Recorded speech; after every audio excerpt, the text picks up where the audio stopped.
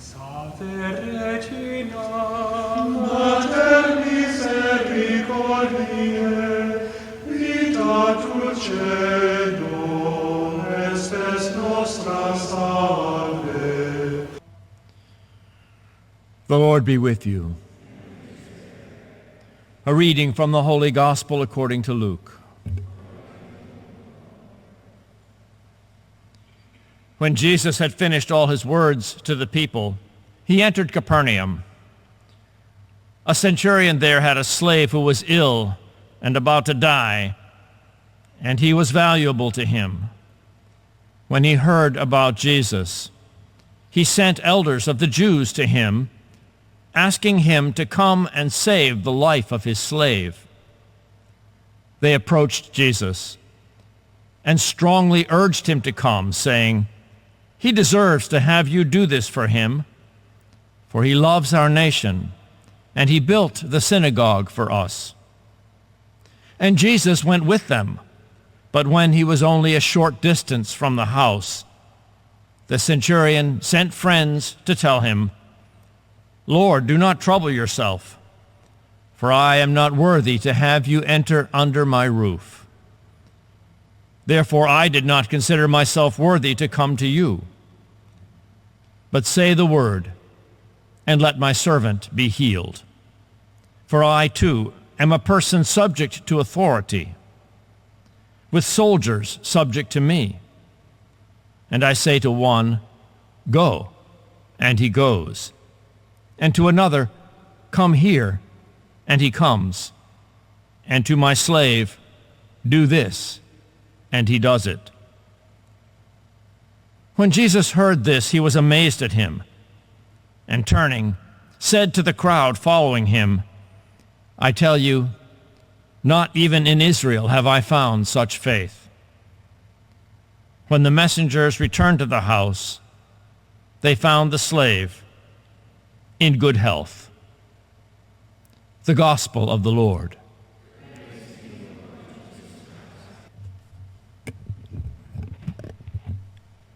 Cyprian and Cornelius, martyrs for the faith, valiant and unwavering.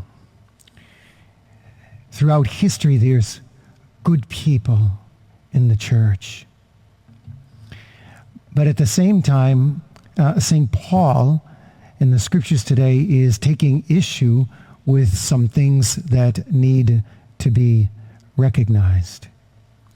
When you eat as a church, he says there's division and factions and cliques. There's gluttony, and while some of them are going hungry, gluttony persists, and there's drunkenness. Imagine that. The church has its flaws. It's not too different from today, where some people come to Mass and receive the Eucharist without examining their conscience, examining themselves. And they're not taking advantage of the sacrament of reconciliation for being properly prepared to receive Holy Communion. This is something we should be vigilant about, because when there's serious sin and someone receives the Holy Eucharist in serious sin, it's considered a sacrilege. If we're not worthy, we should not allow ourselves to remain unworthy. God doesn't want that for us. He wants us to be worthy. He doesn't want us to be unworthy. And so we need to humble ourselves like this centurion that's described. He didn't believe he was worthy enough to go to Jesus, but with courage he did go. And he trusted himself to God's mercy through Jesus Christ. It's necessary for us to humble ourselves, especially when we're approaching the sacraments. Yes, going to confession is embarrassing. I feel embarrassed and shamed at times when I've gone to confession. Can't even imagine it. Did I allow myself to do that? Probably I'm the only one here who gets that feeling. I don't know. These kind of feelings, this shame and this embarrassment that keeps us from coming to Jesus, it's from the evil one. He does not want us to come to reconciliation. He does not want us, our soul, to have peace.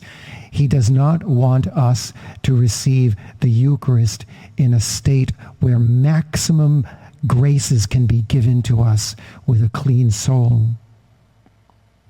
What is the solution?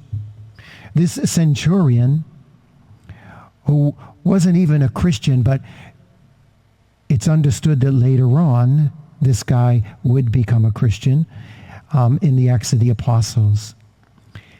He simply says, I am not worthy to have you under my roof, but say the word and my servant will be healed.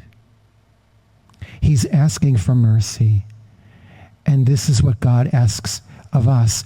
Don't be afraid to ask for mercy.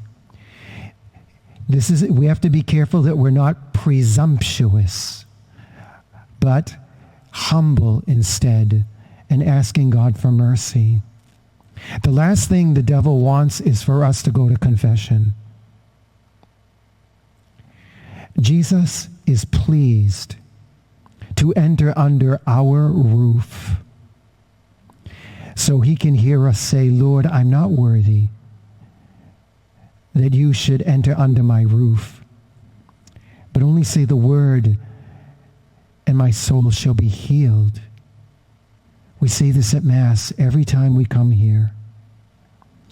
Jesus longs to allow us to invite him under our roof so he can say the word that heals all of us. Regina Celi, let our